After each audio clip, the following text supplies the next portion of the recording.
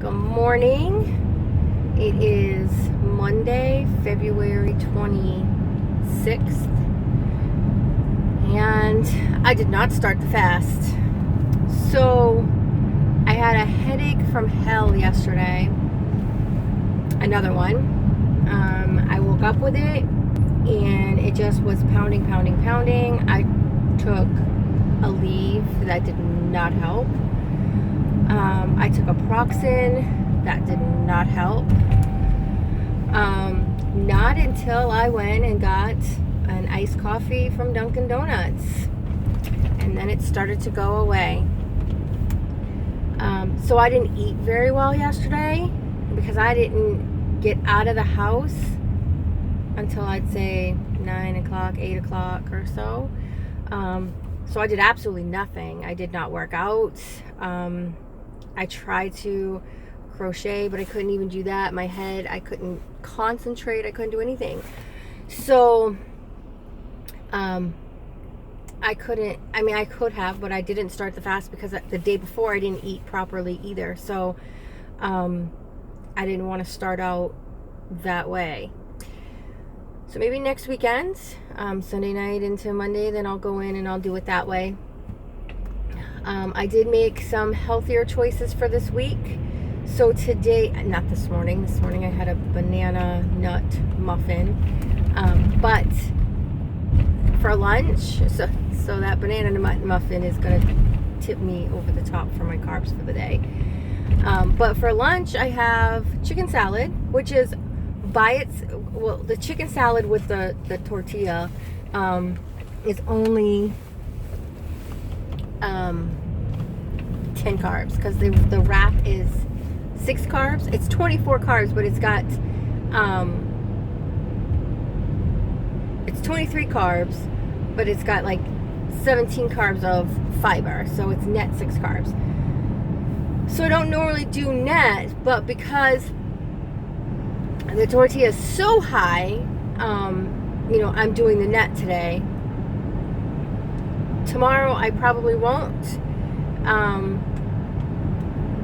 Tomorrow I won't. I'm just going to say I won't because I'm going to be having rye bread. And so it's high in carbs to begin with. I think it's like 18 carbs or 19 carbs for 2 slices. So I'm just going to leave it at that. I'm not going to deduct the fiber out of it. I know rye bread is fairly good for you. It's better than white bread, but it's not good because it is bread and it still has higher carbs. But it's something different. It's a change. So it'll help me, it's still better than having junk. Snack today, it's 2 carbs. It's celery with cream cheese and black olives. I haven't had that forever. I used to have that as a kid. My mom would have that for Thanksgiving every year, and I followed that tradition with my kids. And so since my kids have been grown for the past 6 years, 2011 was the last Thanksgiving that I made a large dinner for everybody, which included the snacks and all of that stuff. So 2011 was the last time that I actually had celery with cream cheese and black olives. So that is pretty freaking awesome. And I just, out of the blue, seen it. I had it. I'm like, what am I going to make for a snack? And I had bought the celery for the chicken salad. And I already have cream cheese, of course. I have cream cheese in my refrigerator. And I had a can of black olives in the cabinet. So I just opened them up and made it. So hopefully Michael doesn't eat my snack for my tomorrow snack either, because he really likes those too. So that is that for today. For dinner, we're probably going to have meatloaf because I have leftover chopped meat from the hamburgers. Last night we had hamburgers. And so my hamburgers, they were baked in the oven. And I had mini red potatoes, which I know are high in carbs, but I only had like 2. No, I had 4 spread out into 3 packets. So I had 3 burgers with the mini potatoes, red and white potatoes, and I spread them out over the 3 packets, and there were like 3 or 4 of each, the red and white, and then a clove of garlic spread out over that, and an onion spread over that, and carrots spread over that, and I put seasonings and all kinds of stuff, and I baked those in the oven. The guys had regular cheeseburgers with French fries. I didn't have any French fries. I ate mine the way it was, and it was yummy and great, and I really, really liked it, and I have leftovers, so you know, if I decide to have that instead of chicken salad one day for lunch, I just may do that tomorrow. I don't know, but it was a leftover, and I did that on purpose. So tonight we'll probably have meatloaf, since I have that chopped meat left over and I need to cook it. Maybe we'll have, no, we won't have shepherd's pie because that requires mashed potatoes and corn. So maybe we will, and maybe I'll just make it for them, and then I'll eat I don't know. So anyway, that's what that is. Husband and I started working out yesterday. I told him that I need him to not let me slack off if I forget or whatever. So because I had a headache, the workout was not anything like that I would say was a workout. So basically he showed me what he what he does and told me that's what I should do to work out, because I have, you know, wings and stuff. So that's really what that was. I didn't really like go in and work out. But, excuse me. But we agreed that I need him to push me and not let me slack off. I said, you know, today's an exception day because I have a headache and I feel like I'm going to throw up. So he let me slide yesterday. And I said, when I get home, I come upstairs. Every day when I come home, I come in and I come upstairs and I go see him. I said, that's your cue. Don't let me go back downstairs until I work out with you. And it could be something simple. It doesn't have to be complicated, but it will motivate me to want to do more. And just don't let me slack and push me. And he said, okay. So I can just already see how this is going to go. He's going to make me cry. But it's all for love. So that is it. I'm headed into work. Work is kind of sketchy because I work for a forester company, and so what they basically do is they go to landowners and who have 20 plus acres, and they find out if they would like their property to be maintenanced, and so they can have it clear cut if they want. But our real goal is to clean out the dead wood and make their property healthier, because if you get rid of a lot of the wood that's preventing the healthier wood to grow, or those type of things, it's a forest fire, or you have lots of forest fire potential, or you have other issues. Your trees aren't growing to their full potential because they're being hindered by other trees, those type of things. We can help them with making it so it's a little bit more animal friendly. So if they like to bird watch, or they want deer and those type of animals to come to their property, the forester will set up a plan that is more attractive to the animals to come. It's pretty cool.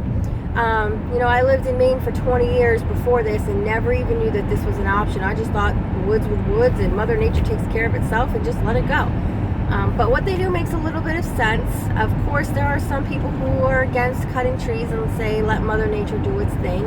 Mother Nature knows best. And in certain situations, I completely agree. But sometimes you have to help it along. When you have a piece of property that has never had any trees cut whatsoever, sometimes those bigger trees prevent the little trees from actually, flourishing. And so, in a time in the world where we need, the most healthy trees we possibly could, why not take down that big, huge tree that's, dying anyway, or not all that healthy, and cut it down so that way the other 20 smaller trees around it can survive a little bit and provide a better environment. Some people want to just cut the trees down for scenery. You know, it is their property. But at the end of the day, it still, you know, helps the environment, because now, you know, even though they're cutting down some trees just for scenery, it still allows the other trees that they didn't cut to flourish and survive. So it's really interesting when you actually think about it. And these guys go out there and they cut these trees, and then they drag them up from the middle of the woods, and they chip them into wood chips, some of them that go out to the mills to make energy.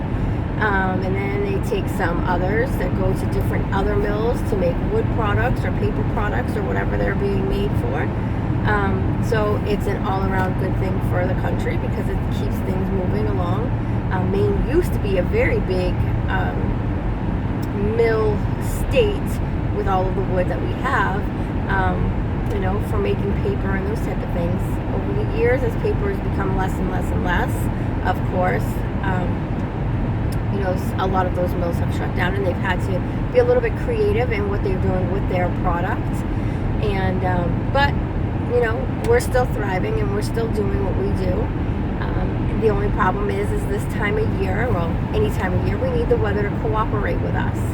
And you know, when the ground is frozen, it's great for those big, huge trucks to go in the machine, because they backhoes and skidders and all kinds of stuff. They're really big machines. You know, the tires are twice the, you know, they're like 10 feet tall. So, you know, you need freezing weather, cold ground for them to be able to get in there. Mushy, soft ground usually isn't the best for these machines in the woods, because it's not good drainage, because it's natural, and you know, the drainage is just meant to be absorbed into the ground. That's how Mother Nature does it, and not meant for, you know, a 100,000 pound, I don't even know how much they weigh, but 100,000 pound machinery to, you know, a couple of machineries that weigh a huge lot to come through. So it makes it hard. So anyway, so it will be interesting to go into work after the weekend to see how things, what it's going on, because Friday everybody left early, and when I left, they weren't sure if they were working Saturday, and I believe they did work a couple of hours on Saturday.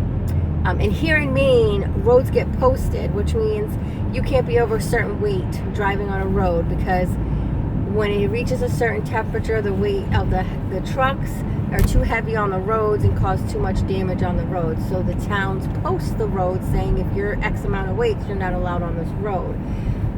Once the weather changes, you know, once the ground gets a little more solid, it defrosts and all of the drainage and everything happens naturally, the posts come down, and that's usually probably around April or May.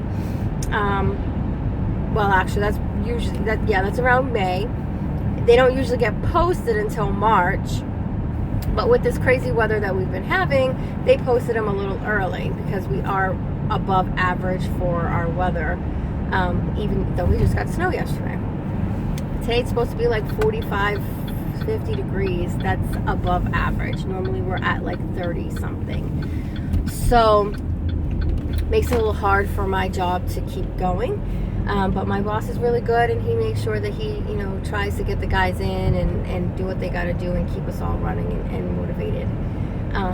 He does a really good job at that. So it will be interesting to see where we were at for last week, and where we're going to be doing, and what the plan is, and how they're going to handle it this week. And maybe they have a different landowner that they can work on a non-posted road. Who knows? So you guys have a great day. You know what I say, the best investment you can make is an investment in yourself. Today I am investing in working out with my husband, which is going to be so much fun. We were in the recording studio yesterday, even with a headache. It's hilarious. I had my nephew there. It's so much fun. Maybe one day I'll do a video and post it on here, so that way you guys can see, you know, our recording sessions, because it's funny. All right, so you guys have a great day. I'm gonna get into work because I'm almost here. So you guys have a great day, and I will talk to you tomorrow morning. Bye-bye.